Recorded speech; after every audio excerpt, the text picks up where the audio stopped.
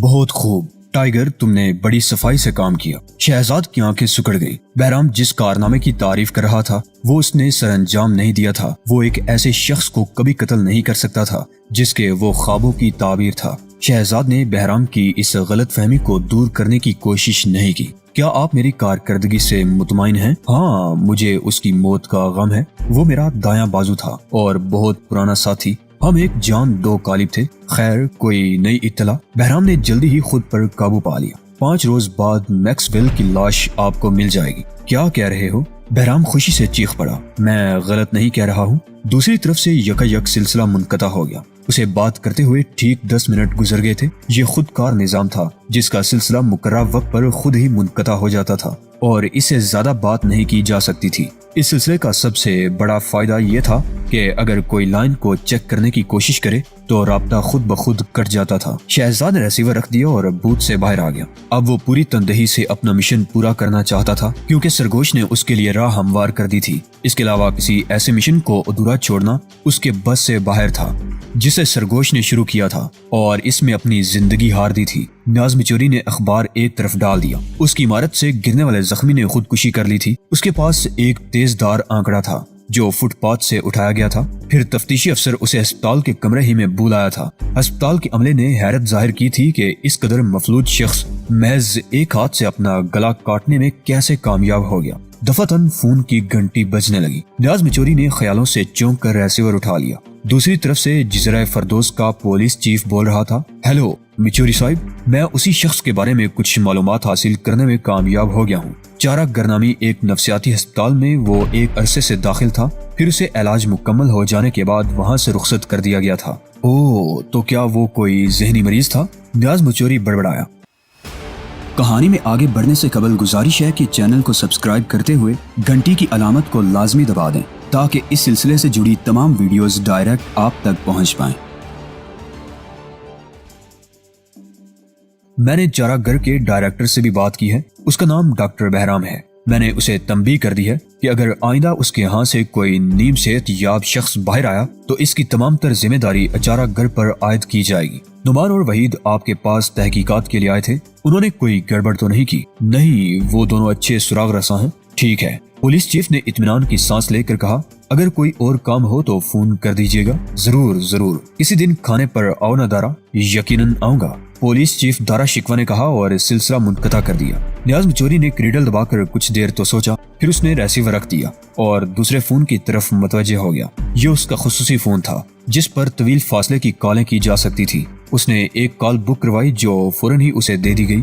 Hello موئشر، اس نے mouth پیس میں کہا۔ کوئی خاص بات؟ نہیں، سب ٹھیک ہے۔ یہاں تو خاصی گڑبڑ ہو گئی ہے۔ کیا مطلب؟ کیا ہوا؟ کوئی مسلسل میرے پیچھے پڑ گیا ہے۔ نیاز مچوری نے فکر مندی سے کہا۔ نیا گروہ یا سرکاری آدمی؟ یقین سے کچھ نہیں کہا جا سکتا۔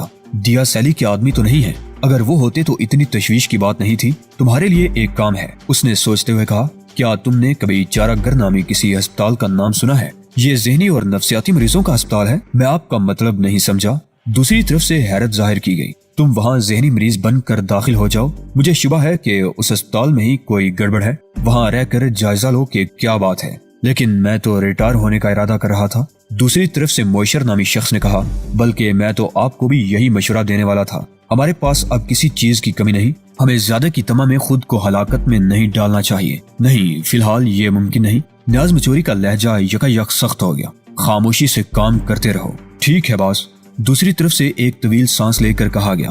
جو آپ کا حکم ہو۔ میں دیکھوں گا کہ چارہ گر میں یہ کیا چکر چل رہا ہے۔ نیاز مچوری نے اسے چند ہدایات دی اور سلسلہ منقطع کر دیا۔ ریسیور رکھنے کے بعد نیاز مچوری کی حالت مزید بے چین ہو گئی۔ وہ اٹھ کھڑا ہوا۔ کچھ دیر بعد وہ پنجرے میں بند کسی درندے کی طرح ٹہلتا رہا۔ پھر اس نے اپنے خاص ملازم کو طلب کیا۔ وہ شخص جو ٹبلر کی وردی میں ملبوس اس کا خادم تھا۔ اس نے اسے حکم دیا کہ اپنے خاص آدمیوں کو جمع کر لے اور دارالحکومت میں موجود ایسے تمام آدمیوں کو خاموشی سے ٹھکانے لگانا شروع کرے جن کی پوزیشن کچھ بھی مشکوک رہی ہو۔ ٹبلر اسبات میں سر ہلاتا ہوا چلا گیا تو نیاز مچوری نے ایک بار پھر ٹہلنا شروع کر دیا۔ نہ جانے کیوں بار بار اس کا دل بیٹھا جا رہا تھا۔ معلوم نہیں اسے موت کی بو محسوس ہونے لگی تھی۔ وہ دل ہی دل میں ہراساں ہو گیا تھا اور دل کی بے چینی اسے پاگل کیے جا رہی تھی۔ موئشر اس کا خاص آدمی تھا جو دوسرے شہر میں کام سنبھالے ہوئے تھا، جبکہ دیا سیلی دارالحکومت ہی میں تھا۔ دیا سیلی کو وہ اپنا دایاں بازو سمجھتا تھا۔ حالانکہ موشر نے اس پر شبہ ظاہر کیا تھا۔ دیا سالی سے کچھ عرصہ قبل چند اختلافات ہو گئے تھے، لیکن جلد ہی معاملہ رفع دفع ہو گیا تھا اور اس کے بعد سے ان دونوں کو ایک دوسرے سے کوئی شکایت نہیں ہوئی تھی۔ آج بھی دیا سالی اس کے وفاداروں میں سے تھا۔ رات بھر وہ اپنی اسٹڈی میں ٹہلتا رہا۔ اس دوران میں کئی بار فون کی گھنٹی بجی اور ہر مرتبہ اسے کسی نہ کسی کو ٹھکانے لگانے کی خبر سنائی جا رہی تھی۔ جیسے جیسے مقتولین کی تعداد بڑھ رہی تھی، نیاز بچوری کا خوف کم ہوتا جا رہا تھا، لیکن وہ بیکلی کسی طرح پیچھا چھوڑنے کا نام ہی نہیں لے رہی تھی، جو اسے اس پراسرار شخص کو 8ویں منزل سے نیچے پھینکنے کے بعد سے محسوس ہونا شروع ہو گئی تھی۔ اور جیسے جیسے وقت گزرتا جا رہا تھا، یہ بے چینی بڑھتی ہی جا رہی تھی۔ صبح ہونے سے کچھ پہلے ایک بار پھر فون کی گھنٹی بجی۔ اس بار دوسری طرف سے دیا سالی بول رہا تھا۔ باس، اس کے انداز میں بے چینی تھی۔ کیا بات ہے؟ کیوں کچھ تو خون کا بازار گرم کر رکھا ہے؟ میں ایسے تمام آدمیوں کا خاتمہ چاہتا ہوں جو کسی نہ کسی طور پر میرے لیے خطرناک ثابت ہو سکتے ہیں، لیکن ذرا احتیاط سے۔ زیر زمین کام کرنے والوں میں کوہرام برپا ہے اور سب کو پتا چل گیا ہے کہ نیاز مچوری پر اچانک ہی خون سوار ہو گیا ہے۔ تم میری فکر نہ کرو۔ کیوں نہ کروں؟ مجھ سے اوپر اب آپ ہی اہم آدمی رہ گئے ہیں۔ نیاز مچوری ہنس پڑا۔ کبھی کبھی جب تم اس بات کا حوالہ دیتے ہو تو میرے دل میں تمہارے لیے بھی شبہ پیدا ہو جاتا ہے۔ اوہ، تو پھر کیا میں خود کو بھی موت کے دہانے پر سمجھوں؟ دوسری طرف سے دیا سالی نے مضحکہ خیزی سے کہا، ویسے اگر آپ چاہیں تو میں اپنے ہاتھوں اپنی گردن کاٹ کر آپ کے سامنے پیش کر سکتا ہوں۔ شکریہ دیا سالی، مجھے تم پر پورا اعتماد ہے۔ باس، یہ میکس ویل کون ہے؟ Max well? نیاز مچوری نے دہرایا اور اس کا چہرہ کسی لاش کا چہرہ معلوم ہونے لگا، لیکن اس کی آواز میں کوئی کمزوری پیدا نہیں ہوئی تھی۔ میں اس نام کی کسی شخص سے واقف نہیں۔ کیوں، کیا بات ہے؟ بہرحال کچھ آدمی اسے تلاش کرتے ہوئے مجھ تک پہنچے تھے، لیکن میں انہیں ٹھکانے لگا چکا ہوں۔ اوہ، نیاز مچوری نے ایک طویل سانس لے کر سلسلہ منقطع کر دیا۔ اس فون کال نے اس کی پریشانی کو مزید بڑھا دیا تھا۔ وہ ٹہل ٹہل کر تھک گیا تھا، لیکن نیند اس کی آنکھوں سے کوسوں دور تھی۔ وہ بے دم سا ہو کر ایک کرسی پر بیٹھ گیا اور تھکن سے آنکھیں بند کر لی۔ اندیشوں نے چاروں طرف سے یلغار کر دی تھی اور خوف و خدشات کے نہیب دیو ہر طرف سے منہ پھاڑے اس کی طرف بڑھنے لگے تھے۔ وہ کرسی پر بے دم سا پڑا ہانپتا رہا۔ کئی بار فون کی گھنٹی بجی، لیکن اس نے ریسیور نہیں اٹھایا اور نہ ہی فون کی طرف نگاہ اٹھا کر دیکھا، حتیٰ کہ سپیدہ سحر کی پہلی روشن انگلی افق پر دن کے آغاز کا اشارہ دینے لگی اور فون کی گھنٹی آخری بار بجنے کے بعد بند ہو گئی۔ شہزاد ٹائیگر کے لیے لڑکیوں کے اس ہاسٹل میں داخل ہونا زیادہ مشکل ثابت نہ ہوا۔ صحافیوں والا کارڈ اس کا سب سے بڑا مددگار تھا۔ اس نے سب سے پہلے بوڑھی میرن ہی کا انٹرویو لے ڈالا اور اسے یقین دلایا کہ وہ اس انٹرویو کو اخبار میں خوب نمایاں کر کے شائع کرے گا۔ بوڑھی میرن خوشی سے پھولی نہیں سما رہی تھی۔ شہرت اور نمایاں ہونے کی خواہش کس میں نہیں ہوتی؟ پھر وہ تو ایک ایسی بوڑھی عورت تھی جس نے اپنی ساری زندگی گزار دی تھی اور ہاسٹل کی لڑکیوں کے علاوہ اسے کوئی نہیں جانتا تھا۔ بہرحال اس بوڑھی عورت سے اجازت حاصل کرنا بے حد آسان ثابت ہوا۔ جب اس کا تعارف نیاز مچوری کی بیٹی نیلم سے ہوا تو وہ خلاف توقع ایک سادہ لباس اور بہت رکھ رکھاؤ والی لڑکی ثابت ہوئی۔ میں آپ سے چند سوالات کرنا چاہتا ہوں۔ شہزاد نے اپنی شخصیت کی تمام تر سحر آفرینیاں آزماتے ہوئے کہا۔ ضرور کرو، نیلم نے پنسل کی نوک ہونٹوں میں دباتے ہوئے کہا۔ شہزاد نے گہری نظر سے اسے دیکھا۔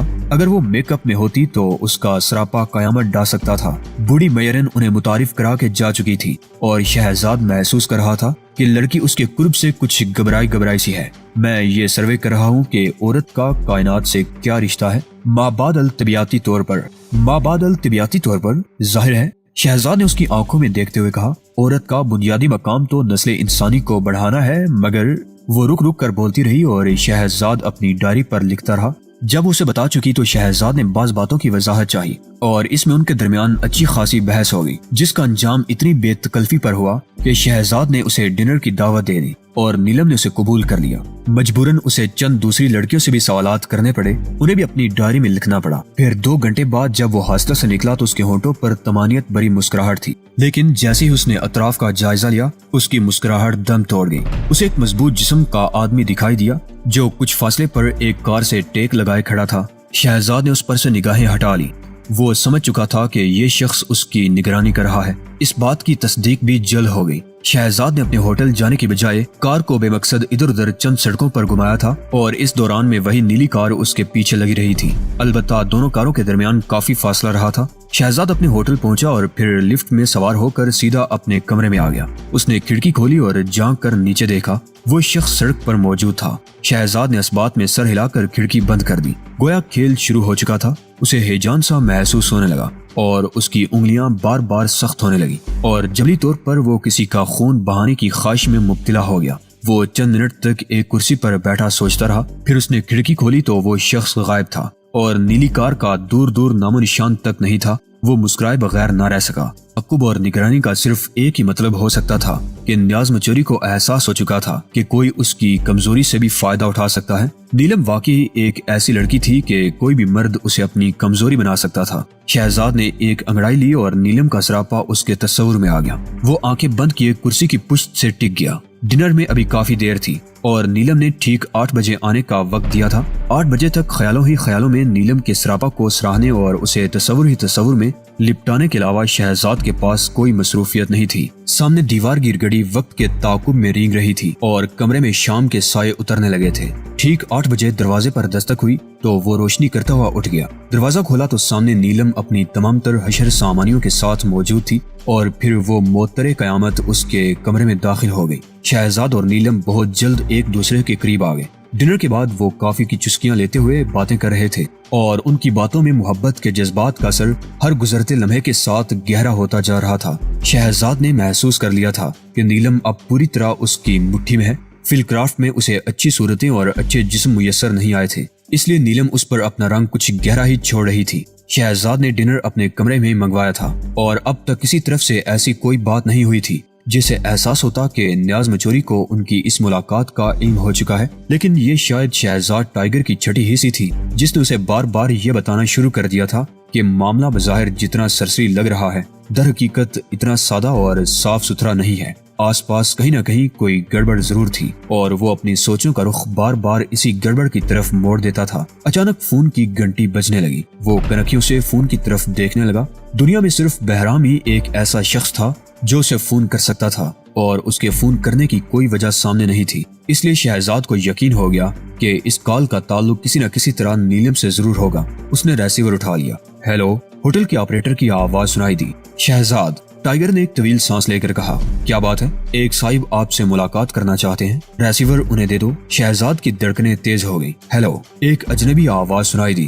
بولنے والا لہجے کو نرم کرنے کی بے حد کوشش کر رہا تھا لیکن اسے اس مقصد میں کامیابی نہیں ہو رہی تھی۔ مسٹر شہزاد، کیا آپ کچھ دیر کے لیے نیچے تشریف لا سکتے ہیں؟ کیوں؟ شہزاد نے سرسری لہجے میں پوچھا۔ مجھے آپ سے ایک اہم معاملے پر گفتگو کرنی ہے۔ فون پر بھی تو کی جا سکتی ہے۔ نہیں، معاملہ زیادہ اہم ہے۔ میں اس وقت مصروف ہوں۔ آپ کل صبح، یہ ہم دونوں کے فائدے کی ملاقات ہوگی۔ مسٹر شہزاد، بولنے والے نے جلدی سے اس کی بات کاٹ دی۔ ٹائیگر کا ذہن تیزی سے کام کر رہا تھا۔ وہ سوچ رہا تھا کہ ممکن ہے یہ بہرام ہی کا کوئی آدمی ہو جسے اس رابطہ قائم کرنے کی ہدایت کی گئی ہو، اور یہ بھی ممکن تھا کہ بولنے والا نیاز مچوری ہی کا کوئی آدمی ہو۔ بہرحال دونوں ہی صورتوں میں نیچے جانا ضروری تھا۔ سرگوش نے ٹھیک ہی کہا تھا، اس راہ میں ہر قدم اور ہر ساتھ ایک نئے خطرے کے لیے انسان کو تیار رہنا چاہیے۔ ٹھیک ہے، میں آ رہا ہوں، ٹائیگر نے کہا۔ ریسیور رکھ کر نیلم کی طرف متوجہ ہو گیا۔ میں کچھ دیر کے لیے نیچے جا رہا ہوں، مجھے ایک مضمون کے سلسلے میں فوری معاہدہ کرنا ہے۔ اوہ، نیلم نے خفگی سے کہا، یقیناً یہ تمہاری زندگی کا سب سے مارکت الآراء مضمون ہوگا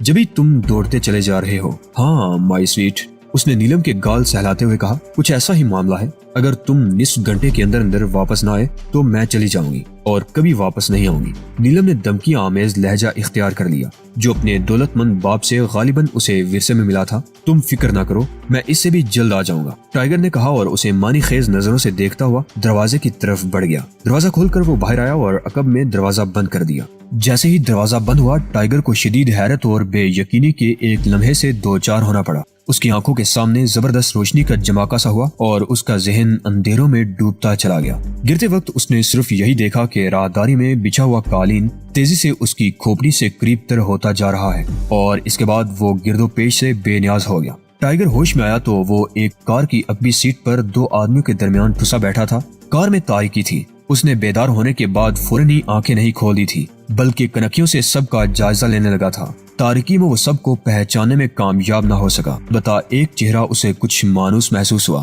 یہ وہی شخص تھا جس نے نیلم کے ہاسٹل سے ہوٹل تک اس کا پیچھا کیا تھا۔ وہ اس کے بائیں ہاتھ بیٹھا تھا اور اس کے دائیں ہاتھ میں ریوالور تھا جس کی نال ٹائیگر کو اپنے جسم سے چھوتی محسوس ہو رہی تھی۔